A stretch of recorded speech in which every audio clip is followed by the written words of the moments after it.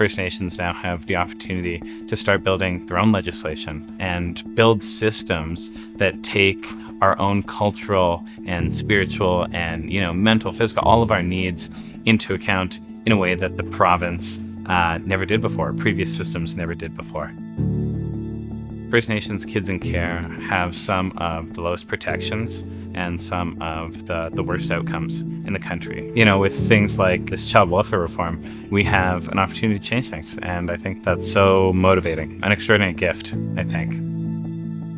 Creating our own legislation is always, it's scary. It's kind of unknown because a lot of the people in that room, their parents were raised in that environment where our laws were created within ourselves. And then when they were born, that's when the residential schools, colonialism, Canada made white man laws that govern us, where we weren't able to participate in the creation of those laws. So to go back to that is exciting.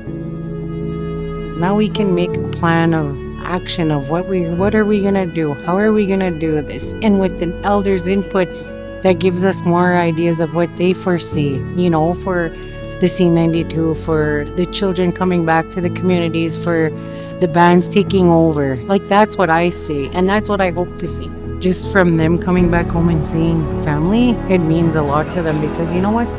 They found out today, I have an auntie, I have a cook-up, I have a cousin, I have a sister, a brother. Identity.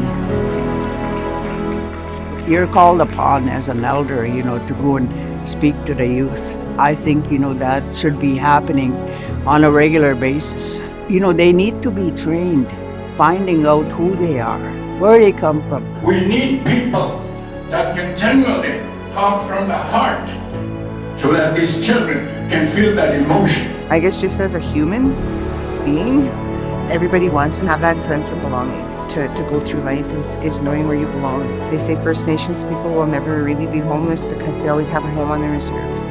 That emotion stirs their interest, their curiosity, and they start taking in these teachings. I'm a big believer that we always have to get the knowledge from our elders. So many elders are waiting for us to come and ask them so we can take those lessons and build them into the new system and have it driven for us, by us, and for the benefit of all of our kids.